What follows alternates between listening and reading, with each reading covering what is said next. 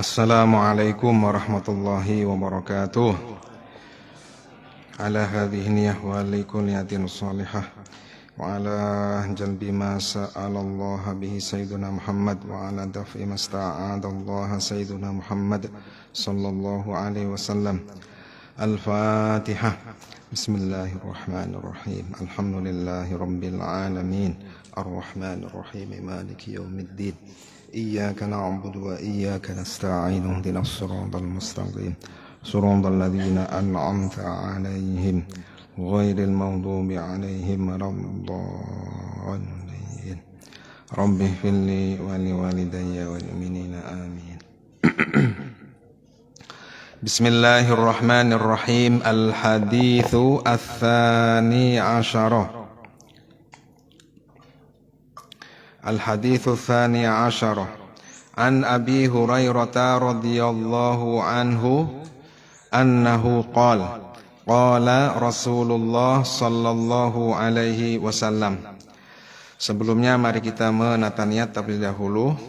Semoga kita diberi anugerah berupa ilmu yang bermanfaat, pemahaman yang tepat, amal yang baik dan keikhlasan dari Allah Ta'ala. Diriwayatkan dari sahabat yang agung Abu Hurairah radhiyallahu anhu. Beliau berkata bahwa Rasulullah sallallahu alaihi wasallam bersabda, "Min husni islamil mar'i tarkuhu ma la ya'nihi." Ay hina ya'til insanu al-muslimu bi ahkamid din yambaghi ayyakuna haluhu tarikan lima la ya'nihi. Jadi maksudnya begini. Saya ulang. Min husni islamil mar'i tarkuhu ma la ya'nihi.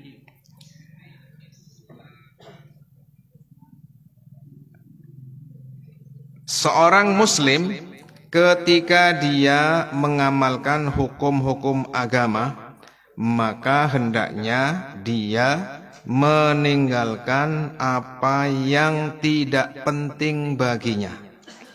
Ma la ya'nihi ay ma la yashtaddu timamuhu lahu. Itu maknanya begitu. La ya'nihi ay ma la ya'nihi ay ma la yashtah ishtaddat ihtimamuhu lahu. Min husni islamil mar'i tarkuhu ma la ya'nihi. Di antara yang menunjukkan bahwa seorang muslim apabila dia melaksanakan hukum-hukum agama, hendaknya dia itu tidak melakukan atau meninggalkan apa-apa yang tidak penting baginya. Itu makna dari hadis yang ke-12 ini secara singkat seperti itu.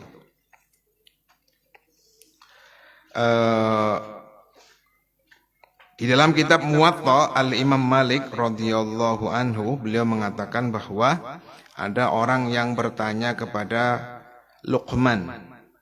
Luqman itu adalah seorang waliullah yang namanya menjadi nama surat dalam Al-Quran. Ada yang bertanya seperti ini, ma balagha bika ma tarah. Apa yang menjadikan engkau bisa sampai pada derajat yang semacam ini? Kemudian Luqman menjawab, sidqul hadis. Apa yang saya ucapkan adalah apa yang saya lakukan. Beliau adalah orang yang konsekuen.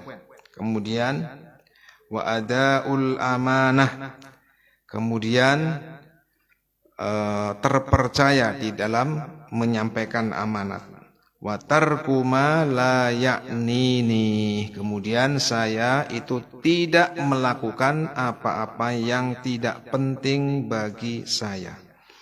Itulah keistimewaan daripada Luqman radhiyallahu anhu. Dalam Al-Quran disebutkan karena ada beberapa hal yang beliau lakukan, yakni apa? Sidqul hadis. Yang pertama sidqul hadis. Kemudian yang ketiga adaul amanah. Kemudian yang kedua adaul amanah. Kemudian yang ketiga adalah tarkuhu ma la ya'nihi. Beliau tidak melakukan apa-apa yang tidak penting baginya.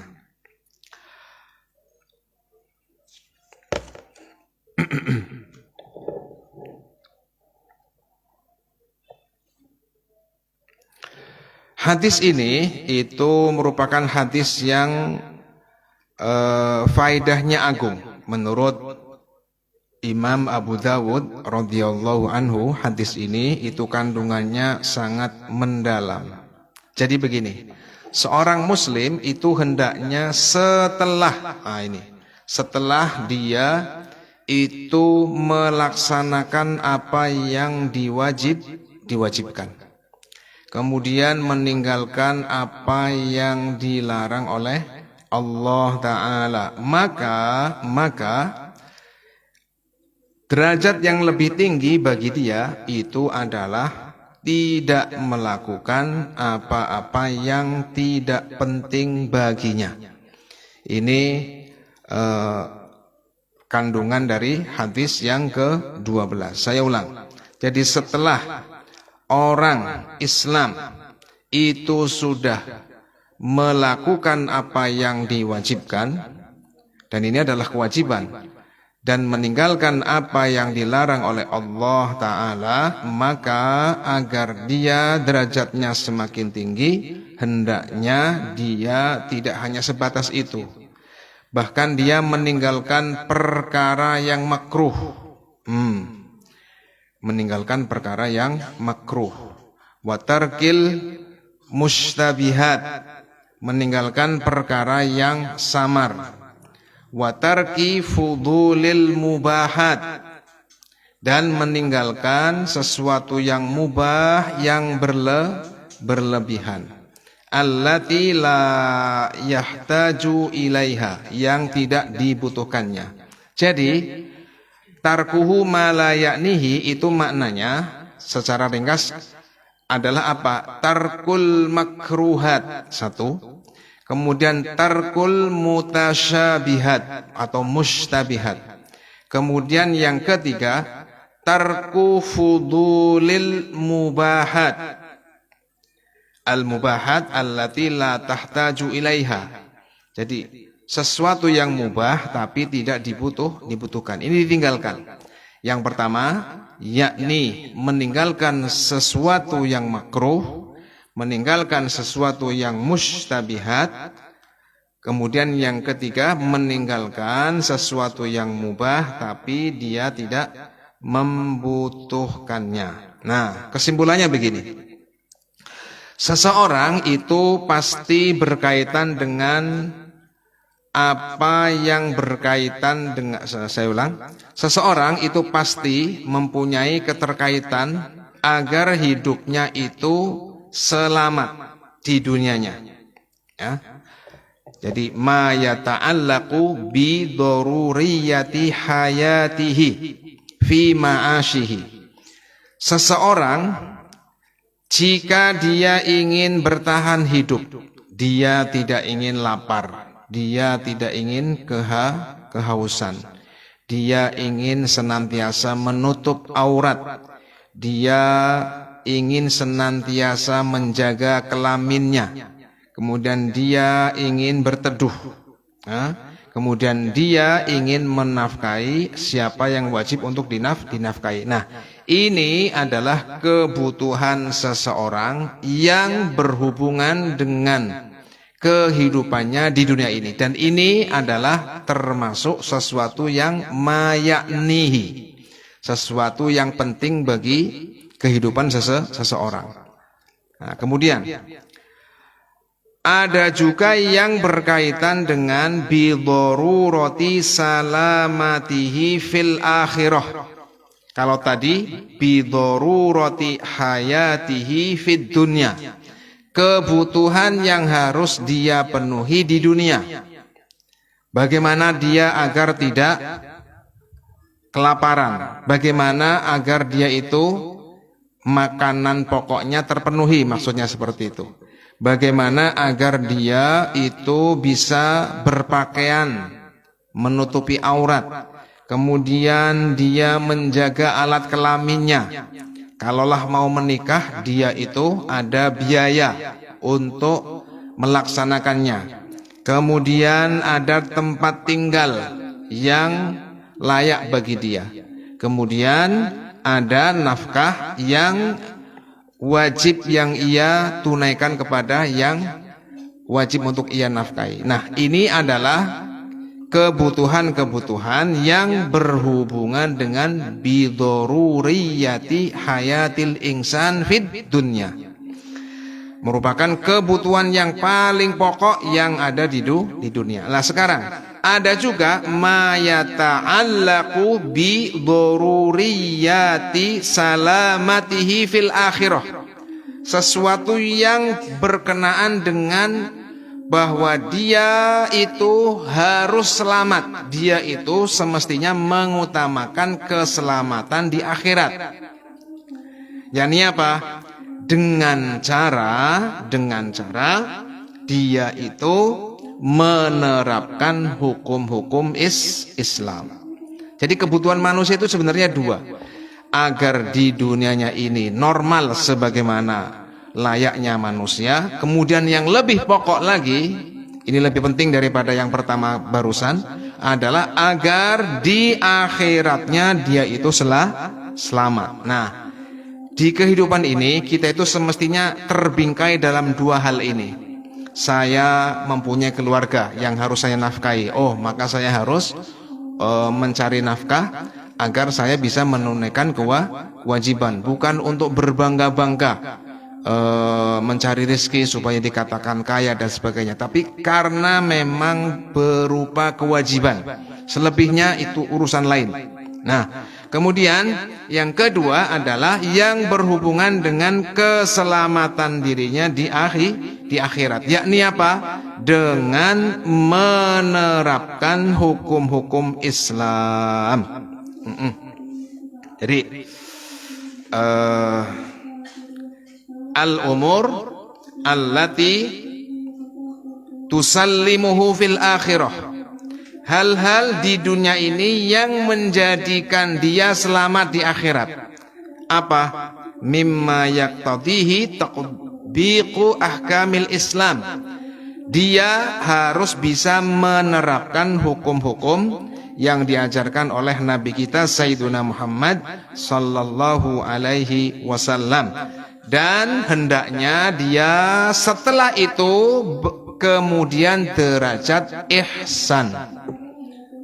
Jadi hadis ini menjelaskan iman dan Islam ini tidak boleh ditawar-tawar. Iman dan Islam itu tidak boleh ditawar-tawar. Kemudian ihsan. Ihsan itu adalah darajah aliyah, derajat yang lebih tinggi. Setelah orang sudah masuk dalam agama Islam, dia hendaknya bisa mempraktekkan ihsan di dalam beribadah. Itu didasari karena takut kepada Allah Ta'ala. Lah, ini adalah sesuatu yang yaknihi, sesuatu yang penting. Ada dua.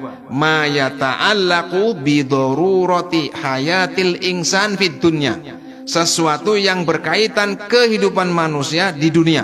Tidak bisa tidak. Kalau tidak, maka dia tidak bisa hidup. Atau kalaupun hidup, dia hidupnya tidak normal. Maka cari, itu adalah sesuatu yang penting. Ngasab sing kenteng, semacam itu kalau orang Jawa bilang. Kemudian yang kedua, ma yata'allaqu bi darurati salamatil insan fil akhirah. Sesuatu yang berkaitan dengan keselamatan dia di akhirat. Di dunia ini harus seperti apa? Apabila dia ingin selamat di akhirat. Nah, inilah yang dimaksud dengan yaknihi, sesuatu yang penting. Nah, di antara tanda bahwa seorang yang beragama Islam, dia itu Islamnya baik adalah apa? Mengutamakan hal-hal yang penting, yang tidak penting dia tinggalkan. Nah, semacam itu. Misalkan apa?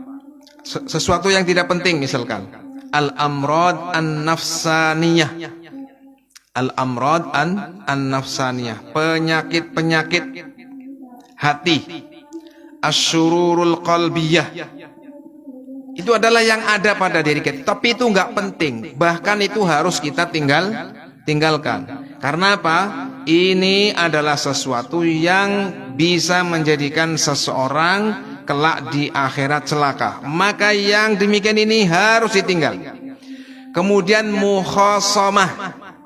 mukhasamah allati li ghairi ihqaqil haqqi, perdebatan yang bukan karena untuk menegakkan kebenaran, tapi untuk apa? Untuk dikatakan lebih berilmu, untuk dikatakan argumentasinya kuat dan sebagainya. Nah, ini adalah sesuatu yang tidak penting, maka hendaknya ditinggalkan. Buat apa berdebat ya?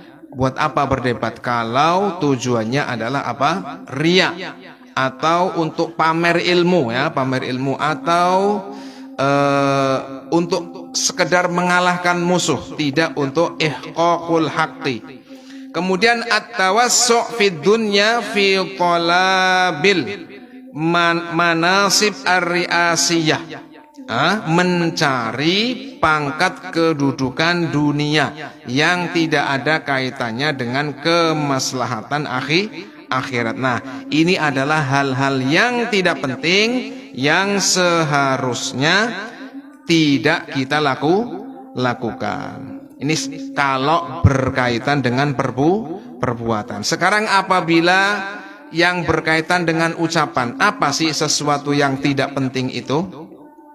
Sesuatu yang tidak penting itu, ucapan yang tidak penting itu adalah ucapan yang seandainya kita lontarkan tidak berpahala. Itu namanya tidak penting. Jadi ammal kalamu fahaddu ma ya'nika huwa ma in tatakallamu bima law takallamta bihi lam tuthab. Kalimat yang penting. Tadi kan dikatakan bahwa kita itu hendaknya meninggalkan sesuatu yang tidak penting. Sekarang yang penting itu apa? Yang penting itu adalah sesuatu yang tidak penting ya. Sesuatu yang apabila kita ucapkan ya, lam tuthab, kita tidak mendapat pahala. Itu namanya kalimat yang tidak penting. Yang berpahala itu banyak. Misalkan kita menghibur anak-anak kita, dolani anak. Kalau yang sudah punya cucu, maka main-main dengan cucu, bahasa melatih kalau mau makan bismillahirrahmanirrahim, misalkan seperti itu. Jadi kalimat-kalimat yang berpahala itu sebenarnya banyak. Nah, apabila kita mengucapkan sesuatu yang jika diucapkan tidak berpahala, maka itu artinya tidak penting yang masuk dalam hadis ini. Kemudian apabila kita diam, kita tidak berdosa atau tidak merugi. Apabila kita diam, kita tidak berdosa atau tidak merugi. Tadi kan dikatakan begini, apabila kita berkata, kita tidak berpahala. Sekarang dibalik, apabila kita diam, seandainya kita diam aja, maka kita tidak berdosa. Apabila kita diam, maka kita tidak mendapatkan bahaya. Itu namanya sesuatu yang tidak penting. yang hendaknya kita tinggalkan. Contoh, Al-Imam Abu Hanifah itu punya murid, ya, punya murid yang istimewa. Bahkan katanya itu sudah menjadi mujtahid mutlak. Ya. Imam Abu Hanifah itu punya murid yang istimewa. Ada beberapa murid beliau yang sampai karena didikannya beliau ini, beliau Imam Abu Hanifah ini bahkan menjadi seorang mujtahid mutlak. Nah, ketika belajar di hadapan Imam Abu Hanifah, beliau ini, muridnya Abu Hanifah yang satu ini, itu diem aja. Semua muridnya Imam Abu Hanifah ketika ngobrol itu adalah ngobrol perkara ilmu. Murid-muridnya Al-Imam Abu Hanifah ketika ngobrol itu tidak lepas dari obrolan ilmu. Nah, orang ini ketika ditanya, kenapa panjenengan tidak ikut ngobrol tentang seperti yang mereka obrolkan? Bagaimana saya akan ikut nimbrung dengan mereka? Sementara mereka itu ngobrolnya semuanya adalah kebaikan. Saya cukup menjadi pendengar saja. Cukup menjadi pendengar. Mendengarkan ilmu itu sudah berpahala. Semacam itu. Ini yang dimaksud apa? Apabila kita diam, kita tidak berdosa, kita tidak mengalami yang namanya bahaya. Al-an au fil mustaqbal. Baik sekarang ataupun yang akan datang. Tapi kalau kita diam, ada yang namanya bahaya. Contoh, ada orang dituntut menjadi saksi, tapi dia tidak mau. Itu artinya apa? Dia diam, tapi diamnya adalah dosa. Kalau misalkan ada orang dituntut menjadi saksi dan dia adalah satu-satunya saksi, maka dia wajib menjadi saksi. Kalau cuma diem aja kemudian tidak menjadi saksi, maka ini dia justru berdosa. Nah, semacam itu. Jadi biar runtut ya, yang namanya hadis ini itu adalah kalau dalam ucapan itu adalah ucapan yang seandainya kita ungkapkan kita tidak berpahala. Nah, itu artinya tidak penting.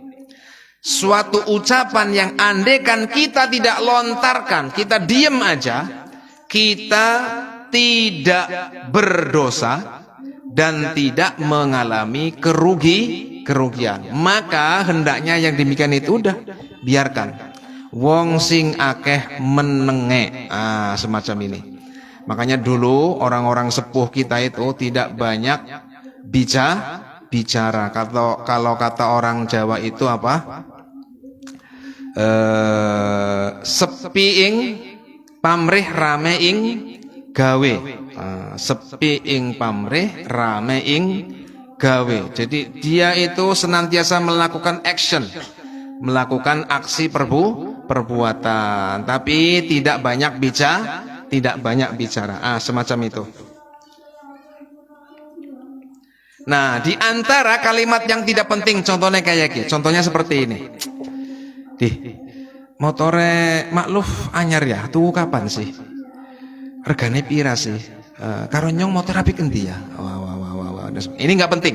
Walaupun tidak dosa, tapi darojatul ihsan, awas. Perkataan yang mubah sekalipun, awas. Perkataan yang mubah sekalipun itu bisa menarik seseorang menuju kepada perkataan yang dilarang. Perkataan mubah itu kalau ada orang kumpul, 4 orang atau 5 orang kumpul, pertanyaannya begitu datang, pertama kali datang itu obrolannya santai-santai biasa-biasa aja. Tapi kalau nanti semakin lama, nanti biasanya akan menarik orang untuk berbohong. Misalkan seperti tadi, perpegan nyong klambine karo kon siapa endi dan sebagainya. Make up apa namanya? Apa sekarang tuh? Skincare-nya. Mereknya apa? Dan sebagainya. Ini malayaknihi. Ini adalah sesuatu yang tidak bermanfaat, yang tidak penting bagi seseorang. Ya. Umahe kasih entek pira lagi bangun. Pondasine jerone pira? Pondasine sampai dihitung. Pondasine jerone sapira, semacam itu dan sebagainya. Ini adalah sesuatu yang tidak penting, hendaknya ditinggalkan. Masya Allah ya. Dan begini perlu diingat untuk menjaga lisan kita mengingat Sayyiduna Ibrahim, beliau mengatakan man adda kalamahu min amalihi qalla kalamuhu illa fima ya'nihi. Yo tak dikte. Man adda kalamahu min amalihi. Man adda kalamahu min amalihi qalla kalamuhu illa fi ma ya'nihi. Maknanya begini, orang yang berpikir, ada itu menghitung, maksudnya dia itu berangan-angan, melakukan iktibar, memahami bahwa yang namanya ucapan itu bagian dari amal. Yang namanya amal itu bukan hanya yang dilakukan oleh anggota badan secara umum, enggak. Secara khusus ucapan ini juga merupakan amal. Innaka kunta fi khairin mazilta fi khairin masakatta. Nabi berkata, Anda itu akan senantiasa dalam kebaikan selama Anda diam. Kebaikan minimal kita itu nggak ngerasani gitu kalau orang diam. Nah terus, tapi apabila kita berucap, resikonya dua, berpahala atau berdosa.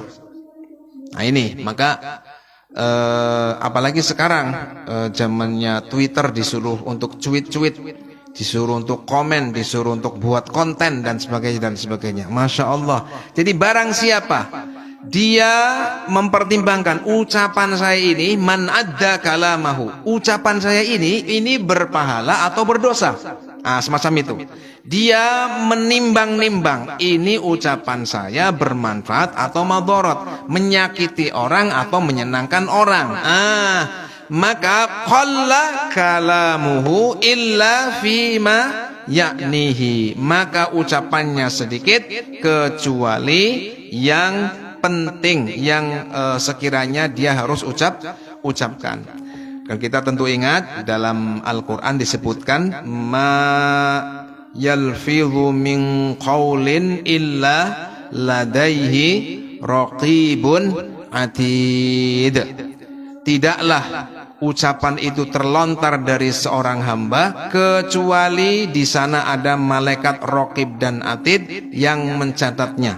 Nah, yang dicatat oleh raqib dan atid ini apakah yang merupakan kebaikan ataupun kejelekan, ini juga berhubungan dengan ucapan. Masya Allah.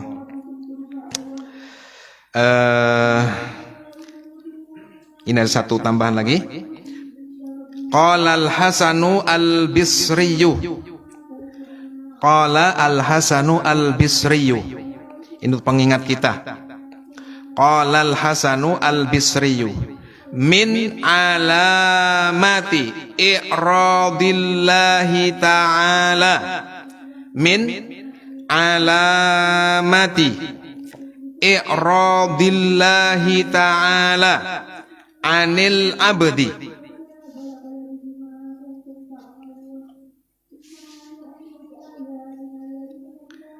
Min alamati i'radillahi ta'ala anil abdi ayyaj'ala syughlahu fima la ya'nihi. Mananya begini. Min alamati kaunil abdi ghaira mardiyin, ghaira makbulin, ghaira muflihin. Awas, berpalingnya Allah di sini mananya apa? Artinya Allah tidak meridhoi seorang hamba. Awas, jangan dimanai Allah berpaling. Nah, berpaling itu kalau bahasa Jawanya kan melengos, ya kan? Melengos. Allah melengos berpaling, bukan begitu. Mananya begini. Min alamati kaunil abdi ghaira mardiyin indallah. Termasuk alamat bahwa seseorang itu tidak diridhoi oleh Allah Ta'ala. Apa? Dia disibukkan melakukan hal-hal yang tidak penting bagi dirinya. Saya ulang. Min alamati i'radillah. Min alamati i'radillahi ta'ala anil abdi ayyaj'ala syughlahu fima la ya'nihi. Di antara tanda bahwa seorang hamba itu tidak diridhoi oleh Allah, di antara tanda bahwa seseorang amalnya tidak diqabul oleh Allah, di antara tanda bahwa seseorang dia tidak beruntung, dia tidak diberikan keberuntungan oleh Allah Ta'ala. Tandanya apa? Ayyaj'ala syughlahu fima la ya'nihi. Dia menjadikan, Allah menjadikan dia sibuk, ya, berkutat dengan sesuatu yang tidak penting baginya. Dan seorang ulama berkata, man kathura kalamuhu fima la ya'nihi wa ma la khaira fihi yukhsha alaihi su'ul khatimah. Awas. Man kathura kalamuhu fima la khaira fihi wa fima la ya'nihi yukhsha alaihi su'ul khatimah. Barang siapa ucapannya diumbar kepada hal-hal yang tidak ada kebaikan, bahkan perkara yang haram itu adalah sesuatu yang biasa. Wa fima la ya'nihi, atau bahkan yang tidak bermanfaat. Kalau tadi la khaira fihi, ya, bisa jadi haram, bisa jadi perkara yang makruh, tapi terlalu banyak begitu. Nah, tidak menyadari yang semacam itu, yukhsha alaihi su'ul khatimah. Orang yang senantiasa mengumbar ucapan, dia tidak pernah memperhitungkan ini adalah ucapan yang berpahala atau berdosa. Nah, kalau berpahala, ucapkan. Kalau tidak, bahkan berdosa, maka tinggalkan. Nah, tidak semacam ini. Pokoknya ucapan diumbar terus, tanpa diperhitungkan ucapan saya ini berdosa atau berpahala, bermanfaat atau mafsadat, menyenangkan hati orang atau menyakiti hati orang lain. Yang demikian ini, orang yang mengumbar ucapan semacam ini, yukhsha alaihi su'ul khatimah. Ya, coba makolahnya kita ulangi bersama-sama. Qala sayyiduna Ibrahim, man adda kalamahu min amalihi qalla kalamuhu illa fima ya'nihi. Kemudian yang selanjutnya apa tadi ucapannya? Qalal Hasanul Bisriyu min alamati i'radillahi ta'ala anil abdi ayyaj'ala syughlahu fima la ya'nihi. Qala ba'dul ulama'i man kathura kalamuhu fima la khaira fihi wa fima la ya'nihi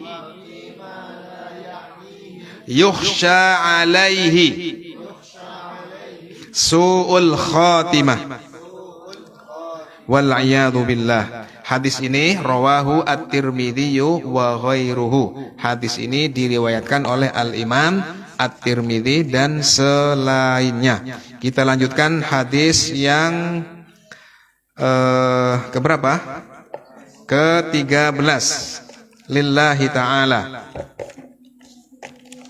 Al-hadithu ats-tsalitsa asyara. Hadis yang ke-13. An Abi Hamzata Anas bin Malikin. Diriwayatkan Abi Hamzah, ini adalah kunyah. Anas bin Malik. Anas bin Malik khadimi Rasulillah sallallahu alaihi wasallam. Anas bin Malik ini sahabat Ansor. Beliau berasal dari kabilah Khazraj, ya, dari suku Najjar. Beliau ini adalah khadim bagi Rasulullah semenjak umur 10 tahun. Semenjak umur 10 tahun. Jadi begitu Nabi kita datang berhijrah dari Mekah menuju ke Madinah, ibunya Anas bin Malik ini, "Ya Rasulullah, khadimuka Anas." Khadim, orang yang meladenimu itu adalah Anas, anak saya ini. Anas ini adalah orang yang sangat dekat dengan Rasulullah sallallahu alaihi wasallam. 20 tahun lebih beliau meladeni Rasulullah sallallahu alaihi wasallam. Tapi beliau mengatakan, saya tidak pernah dikatakan jangan tidak oleh Rasulullah. Ketika saya salah, maka Rasulullah akan menegurnya dengan halus. Ketika saya benar, maka Rasulullah juga tidak mengatakan bahwa saya adalah orang yang tidak benar. Jadi Rasulullah itu adalah orang yang betul-betul perhatian, ya, perhatian dengan Anas bin Malik, ya, perhatian dengan umatnya, terutama dengan Anas bin Malik. Anas bin Malik ini didoakan oleh Rasulullah sallallahu alaihi wasallam agar anaknya banyak, agar hartanya banyak, anaknya banyak. Ini didoakan oleh Rasulullah dan umurnya panjang. Beliau umurnya 100 lebih. Berkah didoakan oleh Rasulullah sallallahu alaihi wasallam. Kemudian kormanya itu dalam setahun biasanya orang panen sekali. Beliau ini selama hidupnya panennya 2 kali, khusus untuk Anas bin Malik. Kemudian ketika beliau meninggal, yang memakamkan beliau itu adalah anak cucunya lebih dari 100. Beliau didoakan oleh Rasulullah agar hartanya melimpah, agar umurnya panjang, agar keturunannya banyak. Hartanya melimpah, buktinya apa? Kormanya itu akan berbuah 2 kali dalam setahun. Kemudian umurnya, beliau meninggal pada tahun umurnya 100 tahun lebih. Dan ketika dimakamkan, yang menghadiri pemakamannya anak dan cucunya itu lebih dari 100. Masya Allah. Khadimi Rasulillah sallallahu alaihi wasallam. Beliau meriwayatkan anin Nabi sallallahu alaihi wasallam qala la yu'minu, awas, ini bahasa Arabnya, mimbabi nafyi syai'i wa yuradu bihi kamaluhu. Ada kaidah itlaqu nafyi syai'i wa yuradu bihi kamaluhu. Menyebutkan, menafikan sesuatu, tapi yang dimaksudkan adalah kesempurnaannya, bukan dinafikan secara keseluruhan. Contoh, orang Arab itu sering mengatakan begini, la mala illal ibil, tidak ada harta kecuali onta. Emang yang namanya harta itu cuma onta? Orang Arab itu hartanya bukan cuma onta, tapi awas, orang Arab mengatakan, supaya kita paham nih, Nabi kita berbahasa Arab, Nabi kita orang Arab, Nabi kita berbahasa Arab. Maka kita untuk memahami ungkapan Nabi harus bisa berbahasa Arab. Nah, jangan menggunakan terjemah harfiah, terjemah apalagi di Google. Ya, tak tahu hadisnya bahasa Arabnya seperti apa, terjemahnya seperti apa, nggak paham. Ini makna aslinya, ini makna terjemahnya. Saya ulang. Kalimat ini, la yu'minu ahadukum, itu mimbabi nafyi syai'i wa iradati nafyi kamalihi. Yang disebutkan adalah menafikan sesuatu, tapi yang dimaksudkan adalah menafikan kemuliaan, kesempurnaan sesuatu itu. Contoh, dalam bahasa Arab disebutkan la mala illal ibil, tidak ada harta kecuali onta. Maksudnya apa? Tidak ada harta yang istimewa menurut orang Arab kecuali onta. Bukan berarti selain onta itu bukan harta. Tidak menafikan bahwa selain onta itu adalah harta. Selain onta itu juga harta. Tapi menafikan kesempurnaan bagi yang lain, yang disempurnakan adalah hanya onta. Nah, semacam itu. Dalam bahasa Arab, Nabi kita orang Arab, berbahasanya Arab. Dan Arab itu adalah bahasa yang paling mulia. Awas, Quran menggunakan bahasa Arab. Ahlul jannah menggunakan bahasa Arab. Orang nanti ketika ditalqin, walaupun di dunia ini tidak bisa berbahasa Arab, tapi apabila nanti ditanyai oleh mungkar nakirnya menggunakan bahasa Arab, orang Islam tersebut akan bisa otomatis bisa berbahasa Arab. Nah, ini dalam satu riwayat semacam itu. Nah, jadi begini, la yu'minu ahadukum, maksudnya adalah la yablughu ahadukum kamalal iman. Nah, semacam itu. La yu'minu ahadukum maknanya ay la yablughu ahadukum kamalal iman. Salah seorang di antara kalian itu tidak akan mencapai keimanan yang sempurna hatta yuhibba li akhihi ma yuhibbu li nafsihi, sehingga apabila ada seseorang dia merasa senang apabila berilmu, dia senang apabila dapat mengamalkan ilmu.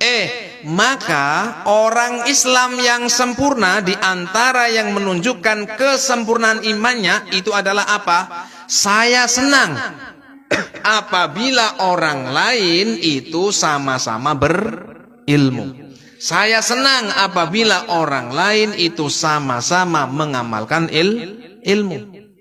Jadi itu bukan hal yang sulit bagi orang yang hatinya bersih, kecuali orang yang hasad. Orang kalau hasad, ada orang lain berilmu, ada orang lain beramal, ada orang lain punya jabatan, ada orang lain kaya, punya nikmat, maka hatinya susah, tidak ikut merasa senang. Nah, gitu. Jadi, awas. La yu'minu ahadukum, seseorang tidak akan mencapai kesempurnaan iman. Di antara tanda yang menunjukkan seseorang imannya sempurna adalah apa? Dia mencintai bagi saudaranya. Awas, li akhihi. Dalam riwayat yang lain, li akhihi al-muslim. Di sini tidak ada kata-kata muslim. Jadi dia mencintai apa yang ia cintai pada dirinya sendiri agar hal itu juga ada pada saudaranya yang muslim. Itulah makna daripada hadis ini. Sebaliknya, apabila seseorang tidak menyukai sesuatu ada pada diri sendiri, maka hendaknya apabila hal itu ada pada diri orang lain, saudara sesama muslim, maka dia juga tidak senang. Contoh begini, saya tidak senang kalau pada diri saya itu maksiat.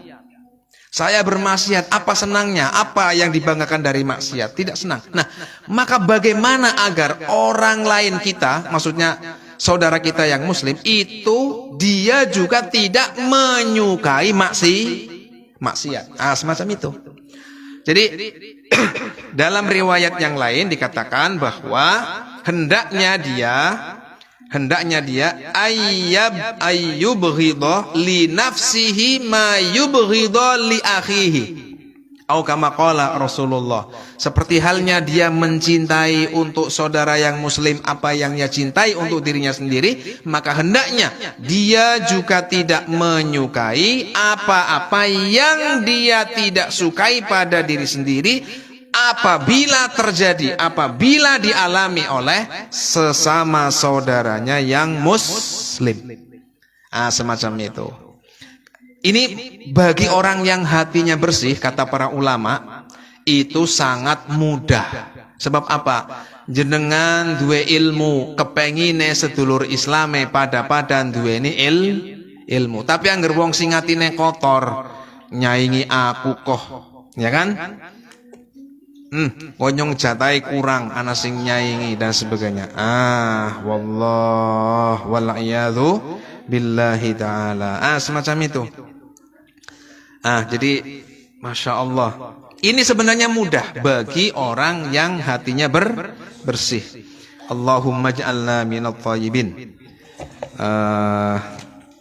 Jadi begitu ya. Terus rawahu al-Bukhari wa Muslimun. Hadis ini diriwayatkan oleh Al-Imam Al-Bukhari dan Muslim dan Al-Imam Ahmad wa ashabus sunan wa ghairuhum. Kalau di sini disebutkan Al-Bukhari wa Muslim, tapi sebenarnya yang lain juga meriwayatkan. Selain atau di atas yang namanya mencintai bagi sesama muslim apa yang ia senangi untuk dirinya sendiri, itu ada yang namanya ithar. Al-ithar itu artinya apa? Ayyuthira akhaka al-muslim ala nafsika. Mengutamakan orang lain dibandingkan dengan diri sendiri. Contoh, dulu ketika perang Yarmuk ada seseorang yang ingin mencari keponakannya, anak paman, berarti keponakan. Apa namanya? Sedulur misan. Saya ingin mencari anak paman saya. Begitu, maksudnya ini perang Yarmuk sudah selesai. Tinggal korban-korban yang tinggal bergeletakan. Ini anak paman saya di mana gitu. Begitu dicari, si anak pamannya ini sedang dalam keadaan sangat payah, dalam keadaan sangat kehausan, hampir meninggal. Nah, si orang ini membawa satu wadah berisi air. Kemudian dia bertanya, "Kamu ingin minum?" Orang ini hanya berisyarah, menganggukkan badan. "Ya, saya ingin minum."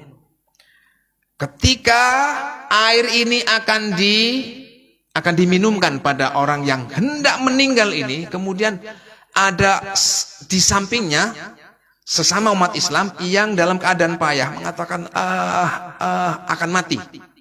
Kemudian orang yang akan diberikan minum ini berisyarah, "Sebelah saya saja yang dikasih minum." Sebelah saya yang dikasih minum. Akhirnya apa? Yang di sebelah inilah yang akan dikasih minum oleh orang tadi. Ketika mau dikasih minum, dia tahu, oh inilah yang Hisam ibnil As. Nah, orang ini namanya Hisam bin As. Hisam bin As ini kemudian mengisyarahkan, karena di samping dia ada yang merintih-rintih, akan mati. Maka Hisam ibnil As ini berisyarah agar di sampingnya saja yang diberi minum. Ketika orang ini akan memberi minum orang yang ketiga, orang ini sudah mati duluan. Ketika akan memberikan minuman kepada orang yang kedua, yang di tengah, orangnya sudah mati. Yang pertama juga sudah mati. Yang pertama mengutamakan yang kedua. Yang kedua mengutamakan yang ketiga. Ketika yang ketiga akan diberi minum, yang ketiga sudah mati, yang kedua sudah mati, dan yang pertama juga sudah meninggal. Coba, dalam keadaan perang begitu kehausan, tapi lebih mengutamakan kepada orang lain. Ini namanya apa? Ini namanya ithar. Lebih mengutamakan. Kalau yang tadi itu adalah apa? Jika saya senang memiliki sesuatu, maka sesuatu yang saya miliki ini, itu saya juga senang apabila dimiliki oleh orang lain. Bukan berarti milik kita diberikan, bukan seperti itu.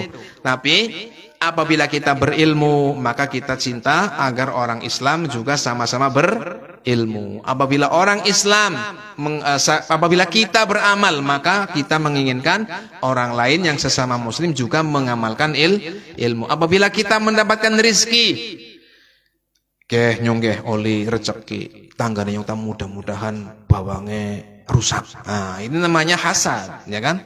Jadi kepenginnya rezeki nggo dewek tok, ilmu nggo dewek tok, amal nggo dewek tok. Ini termasuk maksiat hasad, termasuk hiqd, ya, termasuk maksiat hati yang hendaknya kita jauhi. Semoga kita dijadikan oleh Allah Ta'ala hamba-hamba Allah Ta'ala yang semakin berilmu, semakin faham akan ilmu, semakin beramal dan ikhlas di dalam mengamalkan ilmu. Amin ya rabbal alamin. Thabbatanallahu wa iyyakum. Assalamualaikum warahmatullahi wabarakatuh.